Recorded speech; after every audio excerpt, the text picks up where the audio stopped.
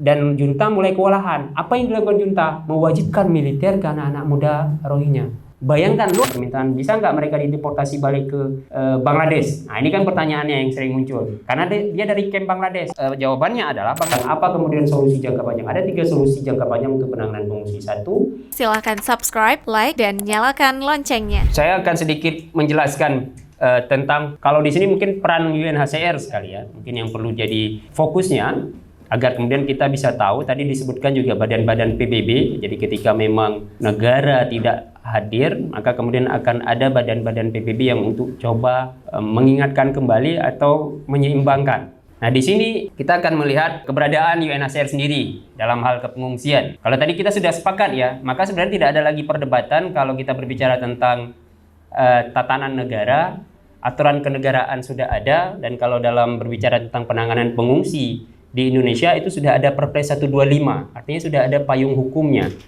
Jadi sebenarnya berbicara tentang kemudian dari perspektif masyarakatnya, apakah kita masih bisa mengatakan perlu atau tidak perlu gitu ya. Jadi sebenarnya kajiannya, kalau kita belum ada aturan mungkin ya, kemudian kita akan memperdebatkan. Tapi hari ini pada perspektif yang satu, memang Indonesia tidak meratifikasi, konsekuensinya tidak punya beban tanggung jawab, dalam artian ini ada nih, kalau nggak ada yang kasih makan, negara punya kewajiban, dan gagal kasih makan, masalah.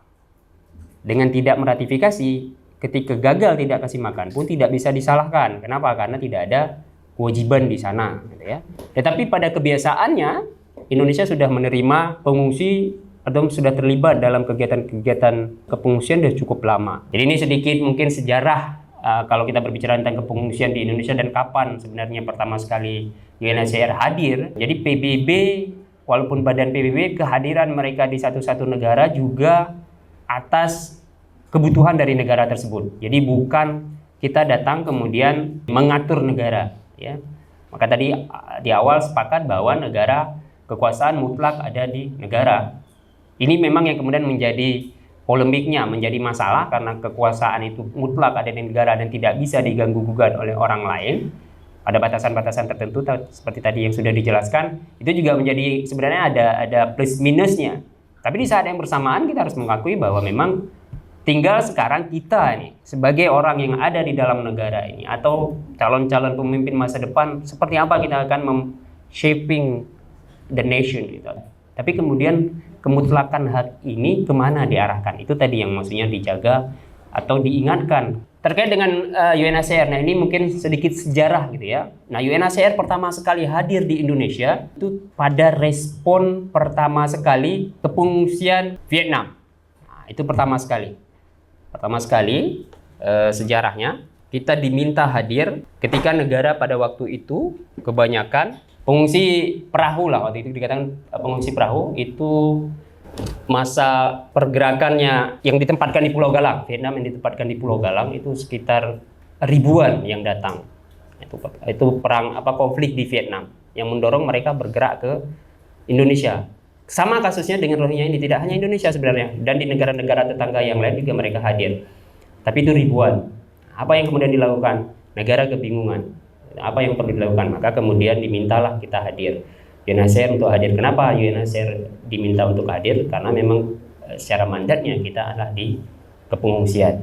Nah, sedikit juga kemudian saya menyampaikan ketika kita berbicara UNHCR, kita tidak berbicara tentang apa yang kemudian perlu dilakukan di akar masalah. Nah, itu kita berbicara badan PBB berarti ada yang lain gitu. UNHCR ini badan teknisnya.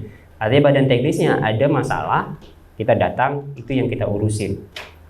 Maka kemudian addressing question kenapa kemudian tidak berbicara tentang penyelesaian masalah di kalau dalam kasus Rohingya Myanmar, maka itu kemudian adalah badan-badan yang lain. Kalau kita seperti istilahnya kalau di pemerintahan itu dinasnya. Nah, dinas sosial umpamanya atau dinas pendidikan yang ngurusin masalah pendidikan. Ada kebutuhan pendidikan kita urus. Gitu ya. Sebagian orang mengatakan kenapa enggak ditempatkan di Pulau Galang saja lagi atau diaktifasi lagi Pulau Galang. Ini sebenarnya riwayatnya gitu. Karena memang pernah ada penanganan pengungsi di sana dan waktu itu Pulau Galang yang dijadikan tempat satu pulau saking banyaknya. Itu hampir sama dengan kasus Rohingya sekarang lah. Kasus Rohingya sekarang di Cox's Bazar itu satu cuma di Bangladesh. Bangladesh itu satu kepulauan, Cox's Bazar itu kayak satu daerah. satu daerah sendiri yang ada di Bangladesh. Yaitu semua pengungsi Rohingya ada di sana. Ada sekitar 1 juta pengungsi Rohingya di sana. Nah, kemudian masalah kepengungsian lagi juga di Indonesia Timur-Timur, ketika Timur-Timur minta pisah. Nah, kan itu terjadi juga konflik. Nah, ada sebagian kemudian yang kembali, ada yang sebagian tidak kembali. Nah, ini juga kemudian sesuatu yang dibantu oleh UNHCR dalam penanganannya. Nah, ini konflik Aceh. Jadi kalau misalnya bisa dilihat ada sekitar 20.000 orang pengungsi di Aceh pada waktu masa konflik itu yang keluar. Kebanyakan ada di Malaysia, dan kalau masih banyak nih saksi-saksi hidupnya, kalau mau ketemu itu orang-orang yang sekarang ada di PA atau apa, mereka pernah pegang kad UNHCR sebagai pengungsi. Nilainya apa kemudian? Apa yang kemudian ada keberadaan ini? Waktu di Aceh dan ketika di Malaysia pun itu tidak diterima dengan baik. Lalu siapa yang mendorong agar mereka diterima? Kalaupun kalian tidak mampu, kita yang akan bantu badan-badan PBB seperti UNHCR yang memastikan bahwa orang ini harus diterima, harus bisa diterima, gitu ya. Nah, ini konflik Aceh, kita cukup banyak juga menangani. Itu juga mungkin yang memudahkan seperti tadi mengingatkan kenapa orang-orang Aceh lebih gampang, gitu. Karena kita sudah punya pengalaman, jadi kita sudah merasakan sendiri, jadi cukup paham kondisinya. Nah, yang sampai sekarang itu masih ada pengungsinya, itu pengungsi Afgan 1996 sampai dengan sekarang. Jadi di Indonesia itu penanganan pengungsi sudah cukup lama. Itu kehadiran UNHCR di Indonesia karena diminta untuk penanganan pengungsi. Jadi kalau ada rekan-rekan, biasanya ada juga kemarin-kemarin masyarakat bertanya, ada nggak ngurusin pengungsi Palestina? Ada. Jadi di Indonesia sendiri juga ada pengungsi Palestina, ada sekitar 200-an orang. Kalau saya tidak salah, itu tersebar ada di Medan sebagian, Pekanbaru, Jakarta, itu sebarannya ya. Nah, terkait pertanyaan, kan ada juga di masyarakat yang bertanya, UNHCR kok tidak hadir di Palestina umpamanya, itu yang sering saya terima gitu pertanyaannya. Yang perlu dijelaskan, di Palestina malah dibentuk badan khusus, ada RWAN ya, nah, itu badan khusus PBB yang memang khusus untuk menangani permasalahan di Palestina. Jadi sudah dibebankan ke lembaga tersebut dan itu ada dana khususnya. Artinya penanganan Palestina malah lebih spesialis. Jadi itu tetap lebih spesialis. Yang lainnya itu hanya per kebutuhan, tapi kalau bisa dibentuk badan khusus. Artinya menjawab apakah tidak ada kehadiran PBB di Palestina, hadir. Tapi tetap balik lagi tadi kita akan tarik ulurnya adalah dengan negara sebagai yang pemegang kekuasaan tertinggi di akhirnya, kayak misalnya Israel, mau kita paksakan juga dengan segala macam urusannya lah, gitu ya. Dan yang sekarang itu Rohingya sampai dengan sekarang, ya, dari 2009 atau malah ada catatan dari 2009 itu sudah ada penanganan pengungsi Rohingya. Artinya sudah cukup lama. Jadi tiba-tiba hari ini muncul kita bertanya perlu atau tidak, agak sedikit kita udah terbiasa nih, udah biasa bantu. Apalagi tahun 2015 itu memang Aceh sampai terkenal gitu kan, sampai ke internasional, nama Aceh itu melambung tinggi dan orang-orang sangat respect terhadap orang Aceh. Terus sampai dengan itu dari 2006 setiap tahun itu ada. 2006, 2007 setiap tahun ada pendaratan pengungsian, nggak ada masalah. Artinya tidak ada isu apapun. Bukan nggak ada masalah ya, ada maksudnya ya di lokal lah di sana kita selesai. Tapi hari ini tahun 2023 kemarin itu jadi isu yang booming. Saya nggak tahu seperti tadi Bu Mumtazir sampai apakah dipakai untuk masalah politik pilpres. Saya kira juga manfaatnya nggak juga jadi penting-penting sekali gitu kan. Tapi merusak akhirnya tatanan kita yang ada di lapangan atau kalau dalam perspektif ini di Aceh, dan akhirnya menyebar sampai ke Medan, mulai juga ikut-ikutan. Padahal di Medan penampungan pengungsi itu sudah dari sejak kapan gitu, sudah dari sana. Pekanbaru juga begitu. Hari ini tiba-tiba muncul. Padahal menarik pertanyaan seperti Bu Mumtazir tadi, yang menolak ada punya beban. Pertanyaannya sebenarnya pernah berinteraksi dengan pengungsi atau apa sih kemudian yang menjadi masalah dengan keberadaan kepengungsian? Apakah kemudian akses yang saya dapat jadi kurang? Kan ini yang pertanyaan-pertanyaan ini kadang-kadang juga tidak terjawab. Itu yang kemudian menjadi kita semakin aneh, gitu kan? Salah satu sebenarnya kemudian plus minus kita nggak ratifikasi, maka imigrasi kita karena tidak meratifikasi tentang konvensi pengungsi, jadi tidak mampu mengidentifikasi siapa pengungsi, siapa bukan. Artinya secara dokumen, jadi tidak bisa memberikan status. Itu kelemahannya dengan tidak meratifikasi. Jadi karena kita tidak punya toolsnya itu ada di konvensi, kita tidak mengadopsi itu, jadi kan tidak bisa kemudian melakukan pemeriksaan untuk menentukan status. Itu kemudian juga salah satu mandat UNHCR di Indonesia, kenapa kita hadir membantu negara menentukan status orang ini. Dia ini berhak tidak mendapatkan perlindungan internasional. Ini dia kategori tadi tentang kepengungsian. Jadi pertama dia harus konflik. Jadi nggak bisa yang kayak misalnya imigran ilegal. Nah, itu nanti akan membedakan ini orang imigran ilegal atau pengungsi. Nah, status ini yang kemudian nanti akan menjelaskan di mana keberadaan orang-orang tersebut. Ya. Ini sedikit gambaran tentang kepengungsian di Indonesia. Jadi itu bisa dilihat ada Palestina, ada Yaman, ada Sri Lanka, ada Sudan, Myanmar, Irak. Itu yang ada di Indonesia. Jadi kita punya pengungsi di Indonesia sekitar 13.000 pengungsi. 6.000-nya adalah Afghanistan. Jadi kebanyakan memang di kita itu pengungsi-pengungsi Afghanistan yang ada di Indonesia, ya. Nah, Perpres 125 itu keluar kenapa? Kejadian tahun 2015 yang pergerakan Rohingya tahun 2015 itu kita juga sampai dengan 1.800 orang pengungsi pada waktu itu yang sekali datang, ya. Bukan sekali datang, maksudnya pada tahun itu. Termasuk poin yang perlu kemudian juga dipahami bersama, penunjukan atau penentuan tempat penampungan pengungsi itu mutlak tanggung jawab negara atau Pemda kalau dalam hal ini, ya.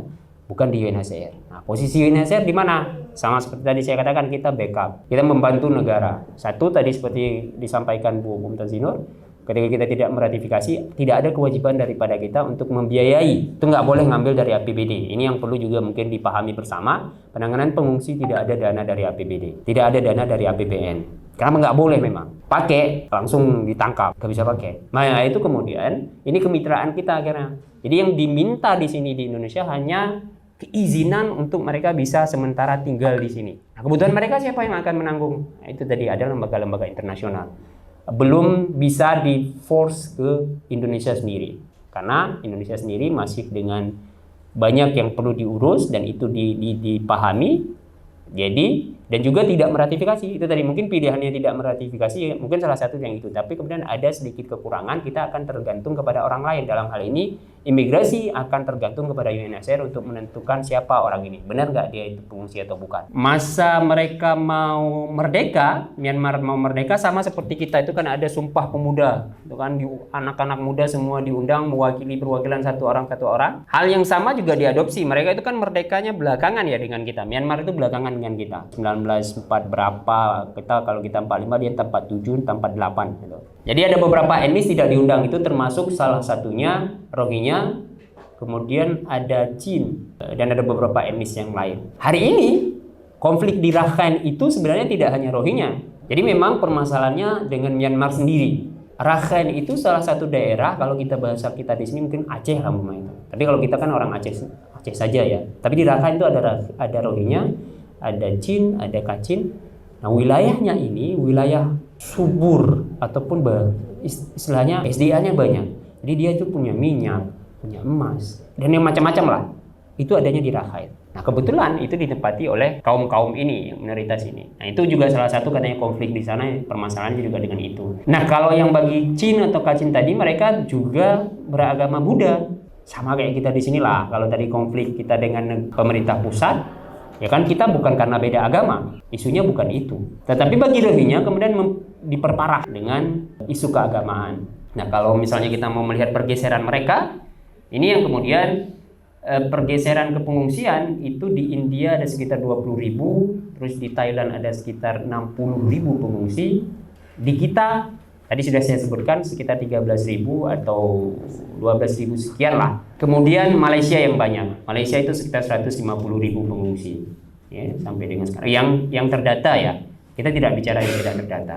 Ini permasalahan dengan krisis di Rohingya. Satu tadi mereka stateless. Ini yang juga menjadi masalah terbesar. Ketika dia stateless, konsekuensinya kita tidak punya KTP. Indonesia aja, kita sendiri. Kalian kalau nggak punya KTP, apa kendala yang dihadapi? Apa-apa nggak bisa diakses, ya kan? Sekolah, pasti nanya, ada KTP nggak? Ada kakak nggak? Nggak bisa sekolah. Kejadiannya untuk Rohingya karena dia tidak dianggap oleh Myanmar, maka mereka tidak pernah merasakan pendidikan. Mereka tidak punya akses untuk kesehatan. Sebenarnya kalau mau membandingkan kondisi mereka dengan Palestina, Palestina memang perang terus. Tapi pada satu sisi jelas stand-nya. Mereka di mana apa yang dia perjuangkan itu kan? Clear. Ini kita di dalam satu negara tapi saya tidak diakui. Dan konsekuensinya tidak bisa dapat apa-apa. Jadi nggak bisa yang ada apa yang mau saya perjuangkan. Karena saya dicoret dari keluarga negaraan lah. Maka kemudian itu kan menjawab permasalahan-permasalahan yang kita alami sekarang. Mereka kotor, mereka tidak sehat, mereka tidak beradab. Perspektif kita ya. Tidak tahu sopan santun. Ini dia tadi. Indonesia kapan mulai tahu tentang toilet segala macam? Sampai sekarang masih ada program PHBS. Betul nggak? Yang toilet terbang segala macam. Kapan kita mulai hilang? Saya kira di beberapa daerah masih sampai sekarang juga masih program pemerintah karena ada program pemerintah yang kemudian diarahkan gitu kan. Mereka itu tidak pernah ada yang seperti ini. Maka hidupnya memang benar-benar ya apa adanya. Maka kalau kita kemudian mengatakan mereka di sini nggak tahu sopan santun, nggak tahu terima kasih dan segala macamnya, karena memang itu tadi peradaban mereka itu kalau kita mau membandingkan itu peradaban kita dulu tahun 60-an yang kita belum kenal namanya toilet yang proper, belum kenal namanya kebersihan seperti apa, hygiene bagaimana. Nah memang tidak pernah ada program-program seperti itu bagi mereka dari pemerintahnya. Itu yang tadi mungkin juga jadi permasalahan yang disebutkan sama Bu Mumtazah Nur. Ketika negara tidak hadir, di sanalah kita hadir. Dan sangat berharap besar kepada ASEAN sebenarnya. Kan seperti tadi Bu Mumtazah Nur sampaikan ASEAN. Dan kebetulan lagi Indonesia pada waktu itu presidensi pimpinannya ASEAN. Artinya sebagai kepalanya lah. Tapi juga tidak terlalu banyak kemudian yang bisa dilakukan. Gitu kan? Makanya akhirnya ya dampaknya adalah ini. Akan ada beban ke kawasan. Kawasan ini mana? Itu tadi ada Thailand, ada kita, ada Malaysia. Kalau ke atasnya ada India. Ini yang akan menerima dampak dari pergeseran paling besar di Bangladesh akhirnya kan. Bangladesh mau tidak mau dia ratifikasi nggak? Ini yang perlu juga diketahui. Bangladesh juga tidak meratifikasi konvensi tentang penanganan pengungsi, tentang kepengungsian, tapi dia menampung pengungsi 1 juta. Itu yang terdata. Artinya yang mau kita katakan apa? Memang sudah kebiasaan ada kedatangan di sini, tidak ada masalah-masalah. Lebih ke tadi itu sebenarnya ada misinformasi, miskomunikasi, mispersepsi yang diberikan sehingga terakhir udah mulai muncul nih diskusi-diskusi yang lebih tidak positif, gitu ya. Sebenarnya kalau misalnya mau kita lihat, kalau saya menawarkan turun saja buat risetnya langsung ke lokasi, ketemu dengan kepala desanya, ketemu dengan masyarakatnya, konkret permasalahan apa yang ada. Karena dari Unsia sudah pernah melakukan kemarin tapi nggak rilis. Itu yang mereka cover sekitar 3 km sekeliling. Jadi semua warga yang ada di sana. Pertanyaannya yang sama sebenarnya tentang bagaimana tanggapan mereka terhadap keberadaan pengungsi di sana. Tidak banyak malah yang tahu bahwa ada pengungsi di PD. Itu yang dekat-dekat ya. Artinya kemudian untuk mengatakan bahwa masyarakat Aceh menolak, kebanyakannya adalah kita-kita di sini mungkin yang tadi baca berita, lihat komentar ya, di hoax. Seperti salah satu hoax yang paling merusak itu demonya Rohingya di Malaysia di Kudubesnya Myanmar tahun 2017. Yang mereka meminta agar mereka diberikan tanah, dikembalikan hak-hak mereka. Kan itu quote-nya. Tapi dibuat mereka demo kedutaan Malaysia, demo Malaysia minta negara. Padahal pada waktu itu video adalah demo 2017 pada masa konflik terbesar kedua. Setelah sekian konflik itu panasnya di 2017, pergerakan besar-besaran ke Bangladesh itu 720.000 pengungsi Rohingya harus menyeberang ke Bangladesh. Karena dilakukan benar-benar itu yang dikeluarkan genosida. PBB mengakui bahwa Myanmar sedang melakukan genosida untuk etnis Rohingya ini. Itu yang dia demo, dia minta. Ya yang dia mintaan ke kedubesnya Myanmar yang ada di Malaysia, kembalikan hak-hak kami. Itu quote-nya itu. Nah ini saya kira ini misinformasi seperti ini. Kalau misalnya kita mau mengatakan mereka akan meminta negara, kenapa dia nggak minta itu yang punya Bangladesh? Nggak pernah ada isu kan? Ada nggak pernah baca berita bahwa pengungsi Rohingya minta Cox's Bazar jadi wilayah dia? Padahal di sana mereka 1 juta orang dan nggak ada orang lain. 1 juta mereka saja. Kalau kita mau bilang ini udah jadi wilayahnya dia lah. Tapi nggak pernah ada namanya isu yang pernah dia minta bahwa dia ini jadi negara dia atau apalah. Jadi itu satu, mungkin kalau kita mau agak lebih rasional berpikir bisa melihat tren-tren yang ini. Dan pergerakan mereka memang benar-benar didorong oleh tadi itu rasa takut, keamanan, tidak ada kepastian terhadap masa depan mereka. Di Cox's Bazar juga terima kasih ke pemerintah Bangladesh, tapi kemudian juga sangat terbatas. Jadi tidak ini kondisi Cox's Bazar. Nah, ini seperti inilah camp-campnya. Jadi kalau di Cox's Bazar itu sama kayak kita kalau misalnya adik-adik mau lihat sekarang itu yang sekarang lagi develop atau progress di Gule, PD, coba datang. Karena kita tidak memberikan tempat yang proper di pinggir pantai dengan ada ala kadarnya. UNHCR seperti kita katakan tadi, kita tidak punya kewenangan untuk tempat. Maka ketika bertanya, ini UNHCR mau pindahkan kemana? Kita akan bertanya ke pemerintah, Pak mau dipindahkan kemana? Itu tadi, kedaulatan ada di negara. Kalau UNHCR sudah bisa mengatur pindah kemari, berarti kedaulatan negara hilang. Maka kemudian apa yang terjadi? Pemerintah melakukan ya udah di situ dulu. Ya udah, kejadian kayak gini lah istilahnya, pengembangannya kayak Cox's Bazar. Ya udah di situ. Nah, mereka akhirnya dengan insting sendiri yang ngambil kayu, taruh terpal, minimal bisa berteduh, yaitu terbangunlah dengan sendirinya. Bisa update berita sekarang, rekan-rekan boleh cek berita sekarang di Myanmar, sekarang sudah panas-panasnya juga. Kenapa? Kalau saya menggambarkan ilustrasi kayak kita dengan Aceh, itu gerakannya ada namanya ARSA, Arakan Salvation Army, gitu ya, pembebasan Arakan. Arakan itu Rakhine, yang tadi saya bilang daerahnya. Jadi sudah ada gerakan-gerakan perjuangan ada, tidak di sana perebutan, mereka berjuang. Tetapi korbannya apa? Korbannya sebagai penduduk sipil, kita tidak punya KTP, dan itu memberikan alasan ke junta, satu polisi dia meninggal atau tentara dia meninggal, sak kampung dibakar. Konsekuensinya itu. Jadi memberikan alasan. Tadi justifikasinya kalau ke internasional media apa? Mereka melakukan kekerasan terhadap kami. Sama seperti sekarang lah. Alasan Netanyahu nyerang di Israel. Nyerang Palestina lagi kenapa? Karena kemarin Hamas nyerang Israel, kan gitu kan. Alasan dia kan. Nah ini yang terjadi juga dengan Myanmar. ARSA ini melakukan perjuangan. Jadi setelah kayak kita di Aceh dulu ya nyerang pos lah. Gitu kan. Satu pos diserang, sak kampung dibakar, atau 2 kampung tuh habis, diselesaikan. Nah, hari ini pergerakan ARSA ini sudah agak lebih lumayan kuat dan junta mulai kewalahan. Apa yang dilakukan junta? Mewajibkan militer ke anak-anak muda Rohingya. Bayangkan, lu apa urusan? Ente nggak mau ngakuin gue sebagai warga negara, tapi sekarang ketika butuh tiba-tiba bilang wajib militer. Mau dijadikan pagar betis lah. Akhirnya yang diarahkan ke depan yang akan ribut dengan ARSA, ya, anak-anak muda ini. Maka tidak asing kalau misalnya lihat kayak di pendaratan Melabuh ini yang terbaru, itu kan banyak anak-anak yang ketika kita tanya orang tuanya pun nggak ada. Dia sendiri, single, 16 tahun, 18 tahun, itu data yang kita lihat. Bayangkan umur-umuran di bawah kalian sedikit lah. Yang umur 18 tahun meninggalkan keluarga di sana. Ya itu tadi. Simpelnya bagi mereka, orang tua yang di sana, udahlah, karena satu aja yang bisa pergi, dan satu aja berangkat. Minimal saya berharap masih ada keturunan saya yang akan bertahan. Simpelnya begitu. Itu di kondisi Myanmar sekarang. Kalau saya lebih bertanya tadi unsur kemanusiaan kita, kalau seandainya kita di posisi itu, simpelnya sebenarnya gitu. Kalau itu terjadi ke kita dan kita pernah merasakan, bukan kita, orang-orang tua kita sebelumnya tahun 70, 60-an waktu masa konflik. Potensi Aceh bisa konflik lagi, adik-adik bayangkan politik sekarang nggak? Ada kan? Mungkin tidak akan terjadi lagi. Sangat mungkin sekali, karena kita, dan bayangkan kalau itu terjadi dan kemudian posisi protection internasional ini tidak ada kita akui lah sama-sama. Kejadiannya apa? Maka kita masing-masing perlu menyelamatkan diri sendiri, cari sendiri. Tidak ada lagi tempat kita bisa keluar ketika negara tidak bisa menghadirkan keamanan. Siapa kita bisa meminta? Karena kita sepakat nggak perlu kita menghormati aturan internasional umpamanya. Nggak usah sepakat, masing-masing urus negara sendiri ya.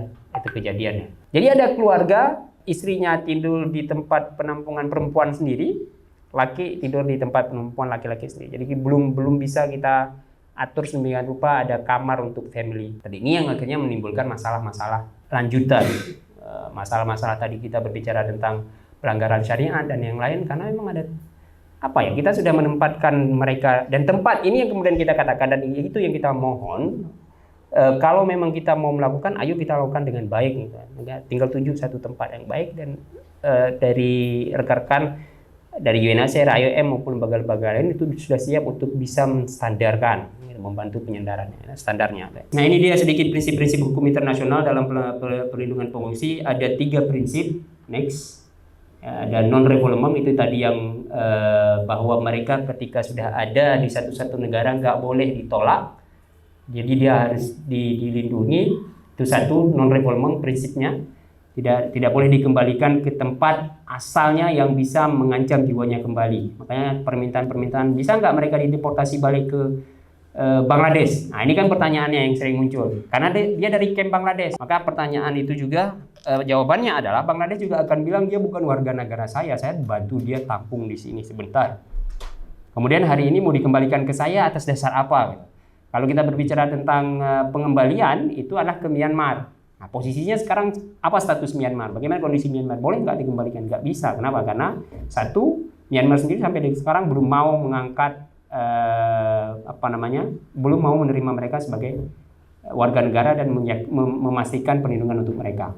Kan non-refoulement ini berlaku, tidak boleh. Maka seperti kita ketika sudah mendarat, sudah ada, nggak boleh didorong balik lagi secara aturan internasional. Non-penalisasi. Maksud non-penalisasi ini juga yang satu yang perlu kita pahami, seperti kasus terbaru dengan Melabu. Bahasa mereka sudah pergi, kabur, segala macam ya. Non-penalisasi maksudnya di sini mereka tidak boleh diperkarakan karena tadi masuk ke negara. Jadi berbicara tentang ini masuk nggak ada dokumen dan segala macam, itu tidak boleh dijadikan alasan untuk kemudian mendetensi mereka. Mereka tidak boleh didetain. Itu non-penalisasi hanya gara-gara masuk tadi. Itu maksudnya non-penalisasi ya, tidak boleh diproses hukum. Untuk apa? Untuk alasan dia masuk tadi. Beda dengan sampai di sini dia buat kriminal, itu pengungsi tidak kebal hukum. Kemudian non-diskriminasi dalam perlakuannya. Tidak boleh ada diskriminasi juga untuk mereka. Nah, itu 3 prinsip perlindungan internasional yang kemudian kita terus sampaikan baik ke pemerintah dan yang lain. Ini kalau mandatnya UNHCR sebenarnya yang paling inti, satu mandat kita adalah memastikan status kalau di sini kepengungsiannya atau dia bukan pengungsi itu.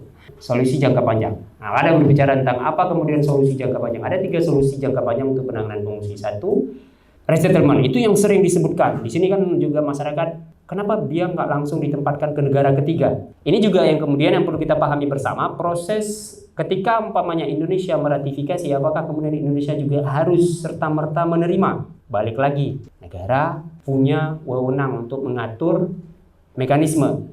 Nah, itu yang dilakukan oleh negara-negara yang sudah meratifikasi. Tetapi kemudian seperti mengatakan Australia, kenapa nggak ke Australia saja? Dia kan udah ratifikasi, terima saja nih semua pengungsi. Nanti juga bisa dicek datanya. Setiap tahun mereka terima pengungsi. Masalahnya kan mereka terima yang sudah teratur demikian ya. Kalau dari UNHCR berarti profilnya dari UNHCR kita kirim, mereka akan seleksi atau mereka buka kuota. Ada sekian dengan klasifikasi saya mau ini, mau ini, mau ini, mau ini. Permasalahan lagi dengan Rohingya, pendidikan nggak ada. Ini menjadi sulit. Sekarang mereka bersaing untuk masuk ke Amerika contohnya dengan pengungsi Ukraine. Kira-kira nggak dapat. Ini yang sebenarnya. Jadi posisi resettlement itu sesuatu juga yang harus dipahami oleh si pengungsi, atau ini juga untuk pengetahuan kita. Kadang nanti kita siapa tahu jadi pengungsi, resettlement itu bukan hak pengungsi. Hak pengungsi tidak menjadi hak bahwa dia ditempatkan di negara ketiga, itu enggak. Jadi pengungsi terus saya berhak untuk ditempatkan di negara ketiga, enggak. Resettlement itu atau penempatan ke negara ketiga itu hadiah. Kalau kita katakan bahasa kasarnya, ya hadiah dari negara-negara yang tadi. 2015 Amerika terima semua pengungsi Rohingya yang di Aceh pada waktu itu. Hasil lobby-lobby kementerian dan segala macamnya, Obama mengeluarkan perintah bahwa dia boleh terima semua pengungsi Rohingya yang ada di Aceh. Kan hadiah. Bisa nggak UNHCR seperti yang tadi yang sering dibicarakan, ini kan UNHCR urusan kepengungsian ya, pindahkan aja langsung ke tempat negara ketiga.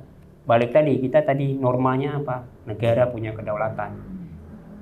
Siapapun nggak serta-merta sok-sokan datang mengatur negara nih. Oh ini harus terima, nggak bisa. Jadi makanya sebenarnya memang perlu kerjasama semua negara ketika berbicara tentang permasalahan kepengungsian itu sudah menjadi masalah global. Maka peluang untuk resettlement itu sangat terbatas.